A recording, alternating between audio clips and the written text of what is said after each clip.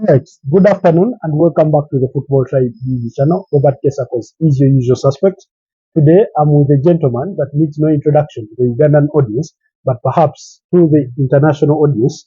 I know we have some viewers from the UK, from India, from Pakistan, Nigeria, and the gentleman I'm with here is a KCCA fan favorite, Aldrine Nsubuga Snr, also a Liverpool fan, but I'll let him introduce himself for a better introduction perhaps than me. I don't know what introduction you want, but yeah, I'm a football pundit, I'm a commentator, I'm a football writer, of course a KCC FC diehard fan. I call myself a KCC legend because for me I'm always here. The players come and go, everybody else comes and goes. For me, all my life I've been a KCC. Of course, as well, Liverpool.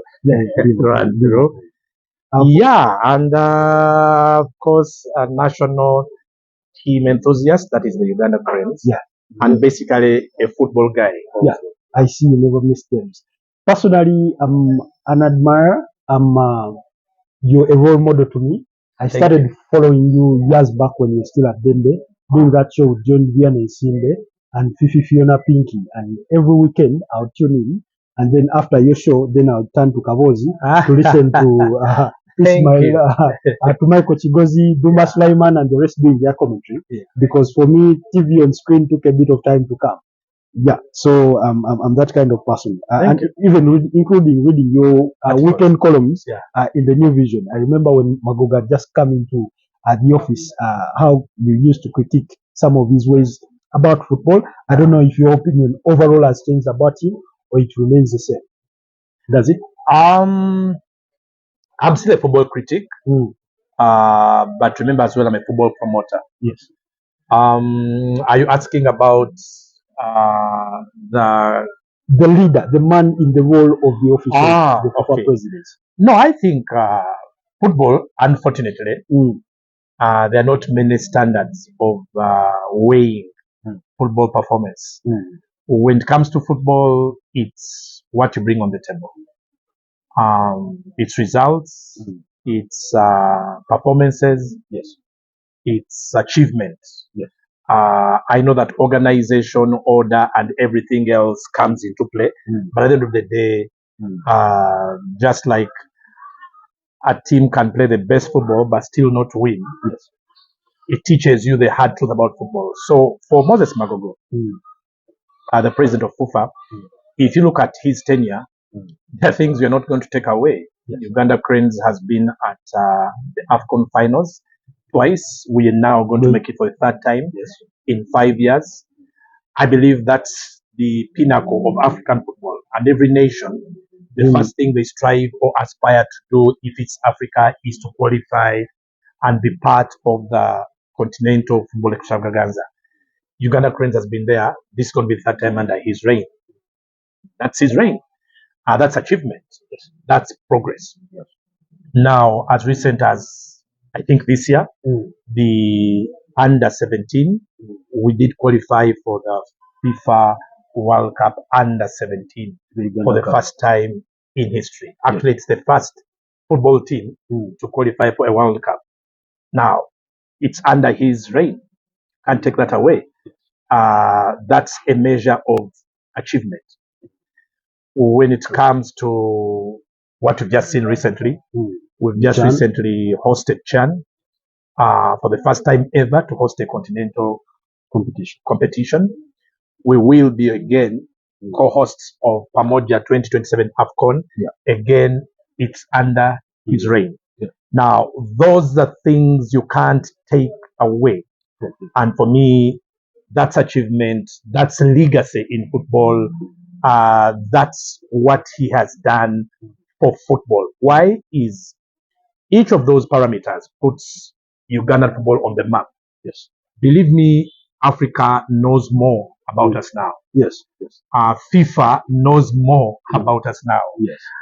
Under his reign, ratings, in terms of ratings, many times the ratings by CAF and FIFA have placed us above many nations, or some nations we've always and looked at and said, oh, some of the pick those traditional guys. Yeah. nations.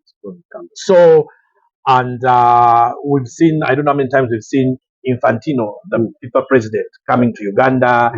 If it's not for example, one thing, it's for the other. Mosepe, the CAF president, has been here for Pamoja, monitor the progress, football infrastructure. And under this period, Magogo was able to lobby the politicians, parliament, state house, to get a new sports law in place. For as long as we've been around, a lot of sports suffered because we're using an archaic 1964 sports law. Okay. Him, when he got to parliament, using friends and colleagues, he was able to convince them, mobilize support, and in the end, as we speak today, we have a new National Sports Act. That changes a lot of things in terms of how we administer football, sport, how we run it, the business side of the game, the regulatory side of the game, all those things, many at the academies or the youthful football per se and sport. Most of those things couldn't be changed, or the administrative side of the sport again. Most of those things were done under the old law, and it was archaic, it was amateur. Thanks to this law, we now have a more professional outlook in terms of how we do it. And then, of course, lastly, the infrastructure. Yes. The infrastructure is the stadiums. Yes. We now have what? Kadiba, that's Njeru. Nambola has been renovated. I know we are having Hoima coming through. Atubuwa is under construction. Now, that is not him per se, as in he's not building them. He's not the reason why they are being built. No. Yes. The role he played was to sensitize government, to make the case for sport. Now, in terms of football, which is the biggest game, to make the case for football and infrastructure and the investment that wasn't coming through. So again, that in the end, thanks again for his role in again lobbying with neighboring countries, eventually winning Pamoja rights of hosting. Again, there is a role there. So for me, when you look at the positive side, there are things you can't take away, there are things you can't deny. However, it's not all rosy. For instance, as we speak now, there is a kind of new battle between clubs and the federation over the Premier League. Now, the Premier League is the bread and butter of football. It's the foundation of football in any country. The players who play for the national team feed from these leagues. Even without it, wouldn't have had chance. Exactly. So, as an example, it's the wrong time for that kind of war to come in. Just when you're celebrating Chan, you're celebrating Pamoja, you're celebrating good performances by our national team. A lot of people now have actually caught up in this euphoria of football. Even those who were not following football now are taking part. Guys, they now national team play. No, so it is the wrong time to allow or to afford the scenario where now the principal stakeholders, the clubs, are into an open war with the federation over a format. Wrong timing and everything else that you had. So now that's an example of sometimes where things have not been right. The issue of consultation. Let me hold you briefly and things like that. On the new format of the Uganda Premier League. What is proposed? Kindly simplify it to a lay fan, a Chitara fan, a KCCA fan, a Villa fan who is only hearing new format, and they do not understand the simplicity or the difficulty of it. Vipers rejecting it, joining SC Villa. We know KCCA wrote a letter. We know Lugazia opposed to the idea. Other clubs have been sort of silent in terms of the public outlay of giving what they feel about the league. But at least I received voices of dissent to say, look here, guys, maybe you've not consulted us enough. But in terms of the actual format, first simplify it for elephant out there. Okay. The league that we all are used to, the normal football leagues, around the world, traditional, is what we call a round robin. Round robin is where you have, for instance, Uganda's case, we have 16 teams playing in the league. Round robin means It's home and away. and away. Yes. You come in the first round and you play me. Yes. If you did come first. Yes. But I have a chance to also come at your home. Yes. And play. At the end of the day, it's 50-50. Yes. You came to my home. I came to your home. You had the home advantage. I get to have it at some point. At the end of so many rounds, because every team then plays 30 games. Yes. At the end of 30 games, everybody playing each other home and away. Yes.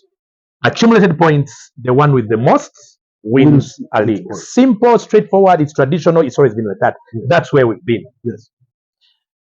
The proposed format takes us away from first, the 2 rounds to 3 rounds. Okay. That's the first difference. The proposal is, it is still 16 teams in round 1. But this time, they will play each other only once. More like the UEFA Champions League format? Yes. Okay. They'll play each other only once. A draw will be made to determine who plays at home. Either at home or away. If you're unlucky and you get more away games, that's one of the things, the worries about the format. Because you could be unlucky. Yes. And out of your, I don't know how many games, you end up having 10 games away. Of your games 10 away. Games away and you have 5 at home. Now, that's what it means. Yes. Now, the principle of fairness straight away goes. Yes. Now, you play once. At the end of it all, the idea is to have the first 8, top 8, and then the second group of from 9 to 16. So it's 8-8. Yes. So what happens now? We go to the second round. When we go to the second round, the top 8 in first round is going to be one group. Yes. The next 8 or the last 8 is going to be going to form a second group. Okay. Once that happens, all the points you earned in the first round are meaningless, forgotten, erased. It's like you've never played. So forget. It's like so we only use that to get the 2 groups. Whatever we did in the first round, the whole objective was to get us 2 groups of top and bottom. So I am a KCCA guy. If Villa beat me, Vipers beat me, Express, these are my rivals. Yes, Express beat me, who cares? Whatever you did, that's your business. It meant nothing. Why? At the end of the day, I'm in the top 8 and I'm part of the top 8, the group 1 in top 8. And then we get to do now, you start afresh. But now what is it? The first group plays now a league. So 8 teams playing now a league. It means it's going to be 7 times 2. How many games? 14. 14 games. So you get your 7 at home, you get your 7 away from home. Exactly. Similar to group B or 2. Yes. Same thing. But what is the objective? The objective of the league being played now in 2 groups is to determine the best 6 in each group. Remember, they are now 8. Yes. But after we played this new round of games, at the end of it all, the 14. Now we also want the top 6 from each group. So which 2 will be at the bottom in each of the groups. Yes. Ideally, what does it mean? Or the target is what? Okay. Group 1, having the best 8, yes, will end up with the best 6. Now, those best 6 go to round 3. Okay. Group 2 has no business in round 3. You only played round 1 and round 2. And round 2. So you who is in group 2, you are only playing to fight relegation. Okay. Because the bottom 2 in that group are going to be relegated. Straight away? Straight away. So for you, you forget about the league now. Okay. You'll just watch on as Group 3 is being played. You, whatever happens, you now just know you become your business like the rest of us. is over. So the objective of round 2 is twofold. One, to determine the final 6 teams that will compete for the league championship in round 3, and 2, to get the teams that are going to be relegated. Now, from this, there is something I've not mentioned yet. The 2 teams that finish 7th and 8th in Group 1 at the second round. What happens to those if you are taking top 6 to the 3rd round? Those, and that's not clear, by the way, because technically they are still part of the league. Because at the end of the day, they are not relegated. Exactly, they are not relegated. Those 2 can't be relegated. They are part of the league. The relegated ones are the ones in Group 2. It feels like their one has come to an end. It's also come to an end. They are also going to be like us fans. But 2 things you shouldn't forget. In both Group 1, in Group 1 and Group 2, there is the money element. The one who will finish number 1, number 2 accordingly, there is money that comes with the position you finished. Yes. Number 1, I think in Group 1 will get something like 24 million, like that. Yes. The bottom will get 2 million, I think. The one at the very bottom will get 2 million. Yes. So while you were playing to qualify and go to Group 2 to get as high as possible, you get some money. The most you can get in Group 1, if you are the number 1, is about 24 million. It means that also in Group 2, in round 2, each group again there is a incentive for money. Again, depending on how you finish, it comes with money. Again, if no matter whether if you are at the bottom, there is still money, but something like 2 million, next is 3 million, something like that. So there is still the money incentive. Yes. And that is the motivation for maybe competing, according to the technocrats who are in for this. Now, once that happens, you've now got your top 6 in Group 1. Yes. They are now in Group 3. On stage 3. On round 3. Yes. So round 3, you have 6 teams. Guess what? They are now playing each other, but still not on a home and away basis. It's a go again. It's going to some sort. Now, no. Depending on how you played in round 1, were you at home in round 1? If the answer is yes, in round 3 you are away. So we go back to round 1 to revisit why you played in round 1, not for the result that it was or what it meant then, but simply to determine whether you play home. Absolutely correct. So now, according to the proponents of this format, it has balanced. You were complaining that why did I start away? Now you are at home. So the principle of home and away is still there. Now this is the proponents. It is still there. So the issue of unfairness doesn't come in because you've still got the opportunity. So at the end of the day, that's how you play your final round. Teams playing each other depending on how you played the first. At the end of it all, the number 1 in round 3 becomes the champions of the league. Now, the one who wins in round 3, if you add up the prize money or the money they've got by being number one, if for example the same team was number 1 in round 1, same team is number 1 in Group 2 in round 2, and same team emerges champion. If for instance that's the case, round 3, if they've been consistent number 1 until they are champions, the total prize money they've got is 100 million. Right now, the winner of the league at the end of the season gets 60 million, which is a good. So the proponents of this are saying the champion of the league has more money. He's been getting 60 million in totality. Now he's getting 100 million at the end of round 3. Now that's the biggest argument for this.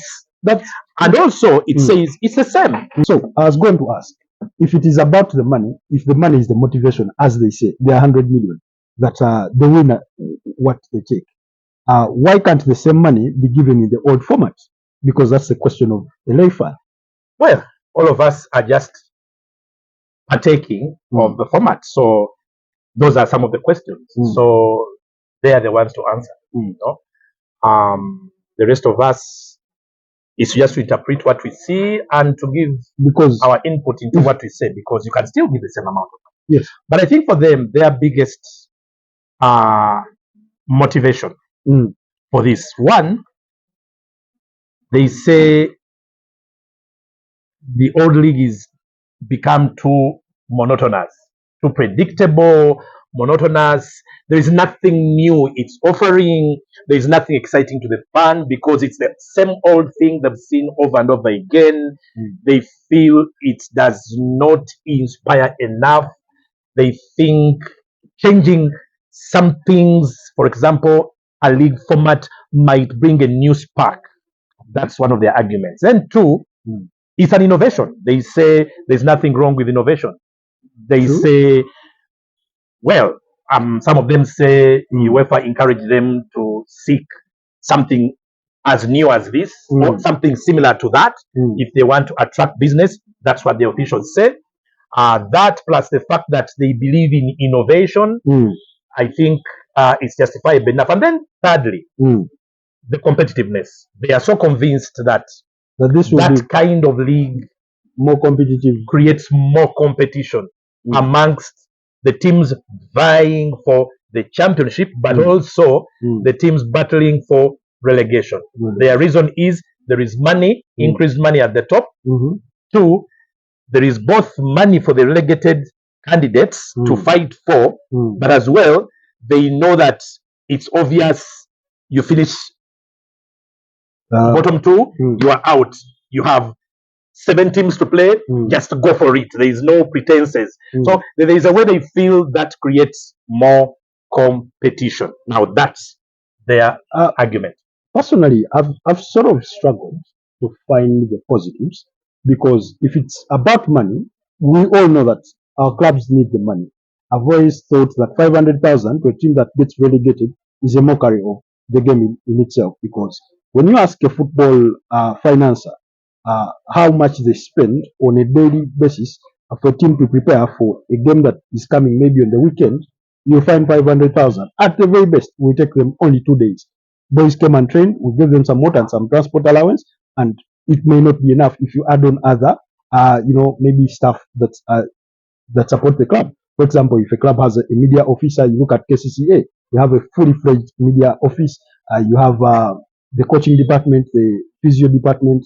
You find that money won't be enough, So if I'm not saying KCCA is going to be relegated, but if we measure it against that you're trying to build a professional team, that you want to have these all sorts of staff members, because some of them have been made mandatory and for the right reasons.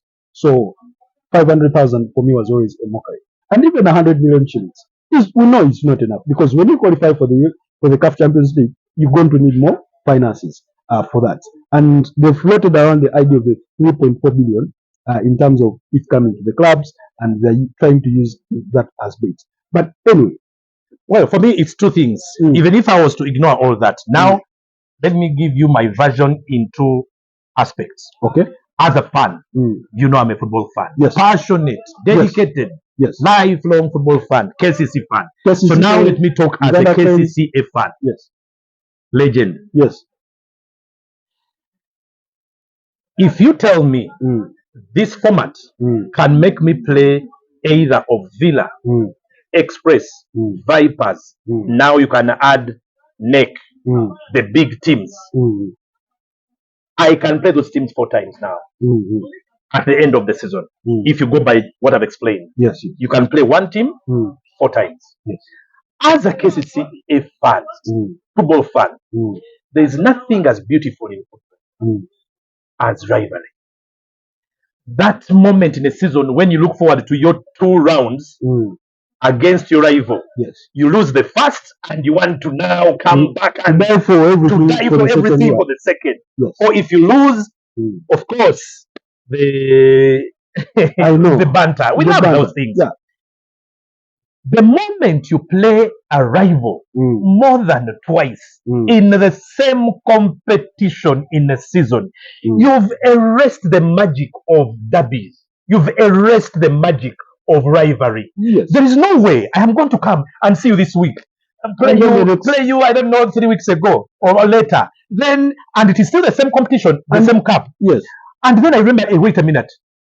So then round 1 and 2 were all pointless fixtures because they are pointless. Yes. So it was even pointless. Who cares? Now let me focus on the third. What has happened to the magic of derbies, the magic of big games?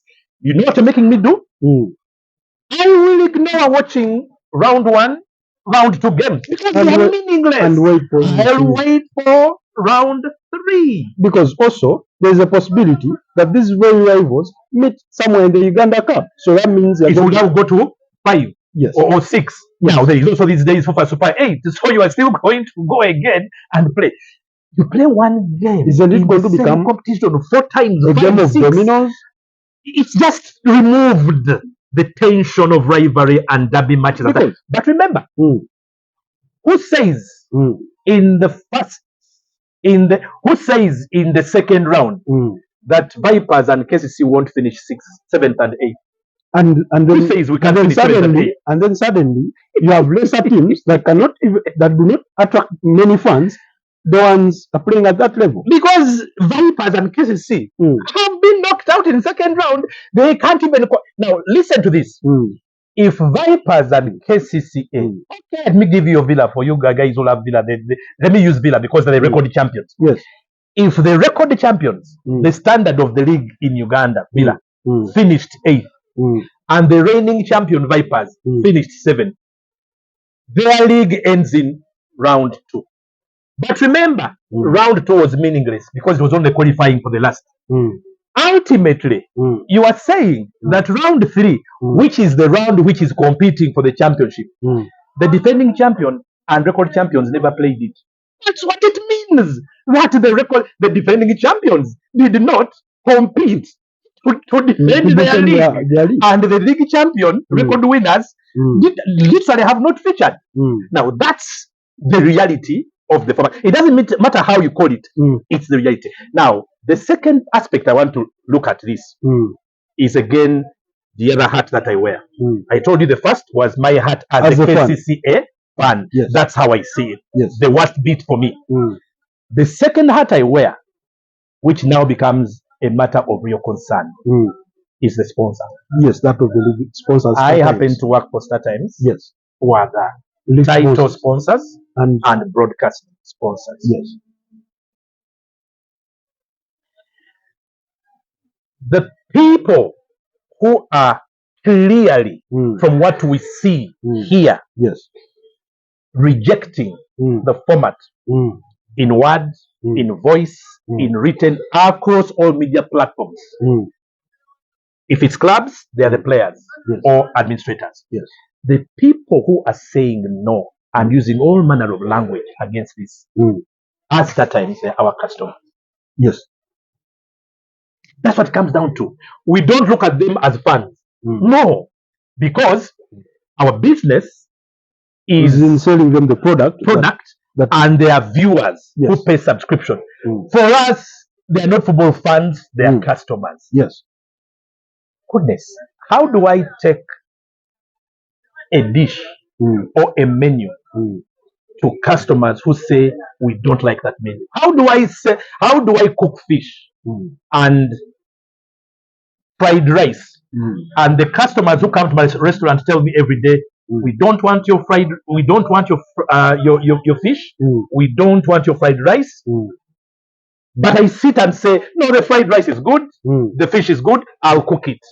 I do that today, I do that tomorrow. Now, for me, I'm saying, wait a minute, these are the customers who tell me what they want to eat. So if this scenario is as it is now with my heart, allow me to my worry is at that very note of a league sponsor.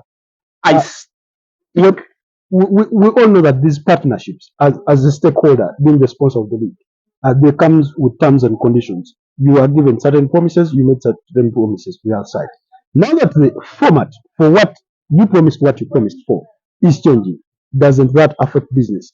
Doesn't that result into you calling maybe Uganda Premier League Secretariat and of course, the involvement of FUFA to the table to say, look here, guys, you're changing the game, the rules of the game in the middle of what we have as an existing contract, you know, that we believe offers this, and you get that. To be fair, the contract does not explicitly promise a round robin league per se. Okay.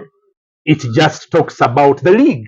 Okay. Which, by the time you're signing, is a round robin league. Nowhere does it promise or say the format. No, it's just the way it is. You take it as it is. Okay. Now, even if the format were to change, therefore, it remains the Premier League. Yes.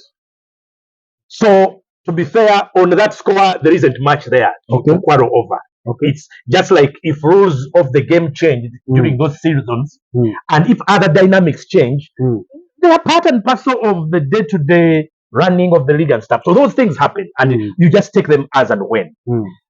The only difference here is if what is going on touches the fundamental spirit that brings us into play as a sponsor. Two things. A cardinal article or cardinal rule or principle of the partnership for any sponsor. Never bring this into disrepute. If it's the game of football or if it's the league, which it is, it cannot be in disrepute. Disrepute means anything that brings damage to the reputation of the property we are taking. Damage to the reputation. Anything. Is it violence in football? Is it massive corruption and bribery and ethics?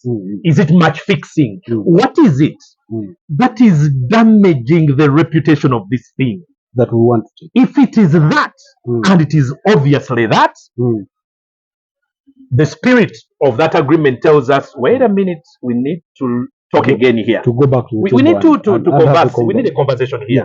Because you are the football owners. Yes. You run the football, you manage it, we are business people. Yes. The only reason we are into this, we are business people. Exactly. We remind you, your football fans for us are customers. Yes.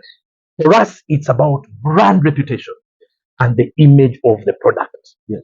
If fans are abusing, insane, if we're just saying, they're abusing. They are literally everything you put up, it's abuse, it's watering them down, we won't come to the league. That's what they're saying. What am I selling here? Can StarTimes at this moment go in those people and say, come and watch this today, there is this guy, Do you see the conflict? Yes, yes. So now for me, that's where we say, okay, we are not guys, we're not the principals in this. We're just partners. So it's not our place to give opinion and stuff. We will sit and watch. Until the two parties, but we'll let you know that the way things are right now, that's not our place. Yes. We wrap our hands and watch. Watch. You clearly know this time is not the time for us. Yes. There's nothing positive. So we wait. In the hope that the two parties or whatever can come but for as long as the scenario stays, we'll keep quiet. We'll continue with our normal business. Because remember, we also don't want to come out and make a statement which either favors either party or disfavors either party. Why? Ours are not individual opinions that anyone can play around with.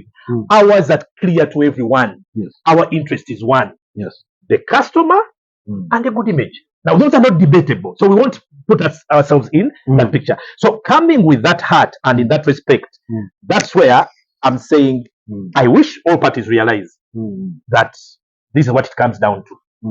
Speaking for the other sponsors who are also colleagues of ours in the game, because most of these clubs have sponsors. Yes. Most of these clubs, whether it is stadium sponsors or shirt sponsors, they all have sponsors. Our interests in being here is the same interest for those guys who are into football. The customers. You really think those guys right now are enjoying what they're seeing? They want to be part of what they're seeing? I don't. You don't think so? Because at the end of the day, it's not why they put money in the game. So who knows? Guys, first sort yourselves. And then, if I was going to renew my sponsorship with you, it was ending this season, and I'm going to renew for another 3 years. And this comes up saying, Aldrine, in fact, there's a prime example of that. First wait, there's a prime example of you that. guys first sort yourselves. There's a prime example of that. When Villa got into their leadership disrepute, StarTimes stepped back as shirt sponsors at the time. So I remember an example of that. I remember. So that is when you realize this is not simple. And anybody who thought it was simple, it is not simple. It is that serious. And for me, that's why it is incumbent upon all the parties involved to remember stakeholders are not just the football clubs, the federation, the Premier League, and the players. Stakeholders include sponsors, stakeholders include government. Is what is happening making everybody happy? Are we all in the same page? So for me, that is the challenge. How it ends, we don't know. But we hope it can go in a way that leaves everybody happy. One of the other downsides for me, and before we part away from that, was that the format in itself has not been tested. Let's say maybe the Women's League, or even at big level, or even big league level, or even regional league. For FUFA to say, we've tested this and it is working here, we are now upgrading it to the big league, and now in this, maybe in 2 years' time, it will be coming to the top flight. Something like that. But anyway, we'll leave that at that. Let's go to the Uganda Cranes. Uganda Cranes for Mozambique 0. Did you see that result coming? 4-0? I didn't see the 4. I probably believed we could win, not with the 4. We lost 3-1 to Mozambique in the first round or first leg. The 4-0, I didn't see it coming. In fact, even in the first half of that game, I didn't see 4-0 coming. Why? Mozambique are a well-drilled side. Yes. They play good technical football, player by player. Each one is comfortable on the ball. They play football the modern way. Pass and move, retain the ball, possess it. I look at them as the southern African part of the continent, similar to Cape Verde on the other side. It's true, exactly.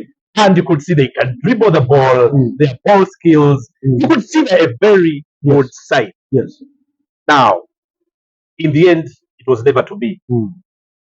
What I saw, my first comment goes to the coaches or the coach Paul Pot. This guy, this particular time, did his homework. We've always cried for a national team, one that comes to win football matches, not one that comes not to lose football matches. We've always believed Uganda has players who are talented, who can. Yes. But our national team from so many years ago, our coaches, even in the league, they restrict players from being themselves. Free expression, just go out and do your thing. Our players play under too much instruction. They are being overcoached. They are being safety first. It has spoiled the game.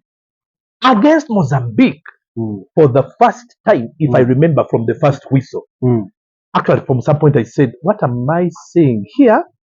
I'm seeing everyone eager to go forward. I'm seeing fullbacks. There was that, and I said, okay.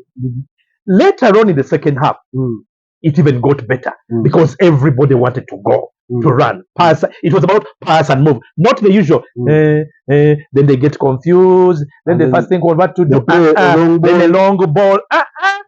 It wasn't what I saw against Mozambique. I thought, okay. That is something. Particularly that second goal of Rogers Mato that he scores. The first goal that he scores. You can see the interplay. The interplay and finding him. It was well intentioned. It was textbook free flowing football. It was technical. You saw the movement. You saw the thinking of the players. They were looking for the same objective. When Alan Okoro receives that ball, you can see the straight up. The mind is, we are going forward. You know, we're not pausing to look for who is Exactly. in midfield. It's going forward. Exactly. So I loved that. I really love that. And when Alan Okello receives that ball, it followed the mindset. Now I have it now. And he goes for that ball. So that was the first position. So I give full credit to Paul Put. And then the players. I don't know, but that's why I'm thinking this was all in the dressing room. The attitude was different. The leadership of Dennis Onyango coming back to the fold, the national team, the Salim Jamals. We do not know that because they were called up as players. They were they are in the squad. So we don't know what they've been doing behind the scenes. The leadership of the Cranes is not Onyango Dennis. It is Aucho Kali. Yes, yes. The leadership of the Cranes is Paul Put and Sam Simba. Now, remember there was a debate whether it was a good thing to recall Onyango. A lot of people were livid, angry, and all these things. You must have followed. Yes, yes. I don't know whether you saw my take. He's robbing chance of the young. Yes. You remember my take if you did.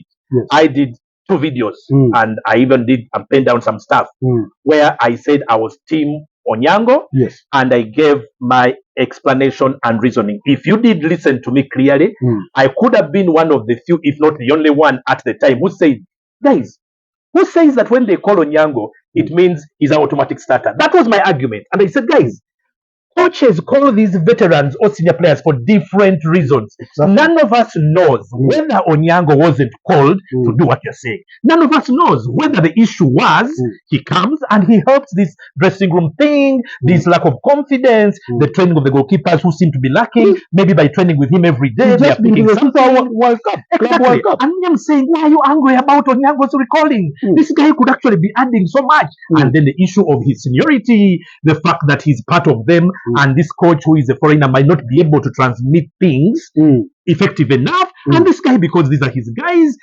And that was my argument. And I even said, fine, if in the trainings and everything, Onyango proves he's fit enough, and he's the number one, give it to him if he proves. Yes. But if he doesn't, and Salim, who does that, then it is Salim. But so that was my argument. So for me, now, after the game, Aucho says, yes, I'm the captain, but we know what role Onyango is playing behind the scenes. He's encouraging all of us. Now, Khalid Aucho is saying exactly what I said before.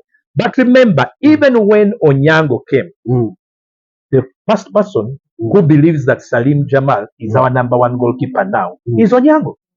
And Onyango is one of the reasons why Salim is back. Yes. He's one of the reasons.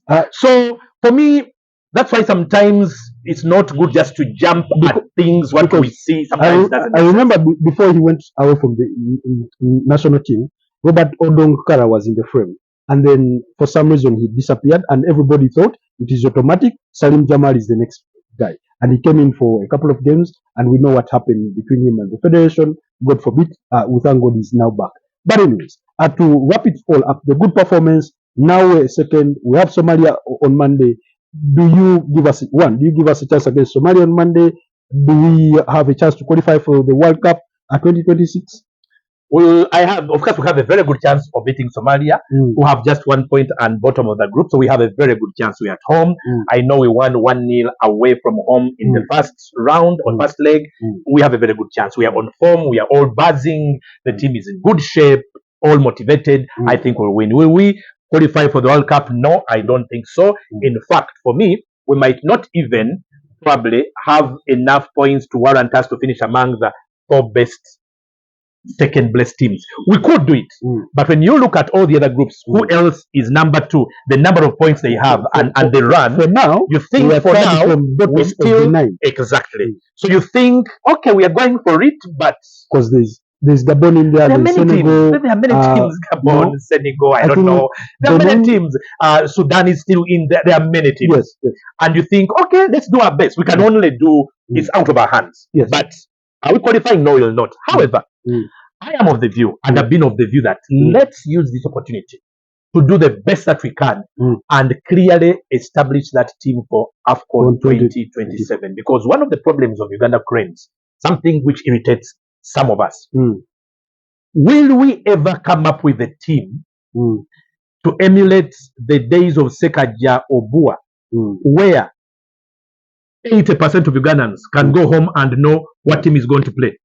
Because when you reach that point of 80% of Uganda, when you know this one has solidified their position. If I told you to name it, if you can name it for me, and the guy who is working next door can name it, and if I go to Masaka, the guy can name it. If a nation reaches that point, you know you have a national team, you know you have a very good national team. Why?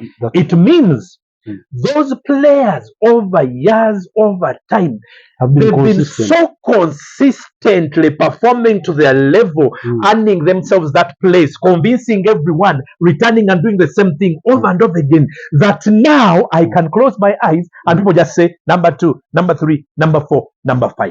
The Uganda Cranes has not reached that point in the last 10 years. It's a bad sign. That's what I'm saying. Can we try to work towards that in these how many months? 4 months or something. Can we do that? Can we just bring that team? And once it does, can we just work on that? Because this issue of today it's you, the other day it's me, the other, it's bad. It doesn't give the team consistency because it doesn't give the character. You look at Jordan Obita, he's a new face. And straight away for me, well, and it was very impressive. Maybe I rush too much sometimes, but man, look at that combination of look at that center back. Very good center back. Very good center back. But they will cost us, and our time is fast spent. I wanted us to wrap the Jonathan's and go to St. Louis. Okay. Our game is begin at 2. I'll have to let you go. Perhaps you give me another day. I have another day.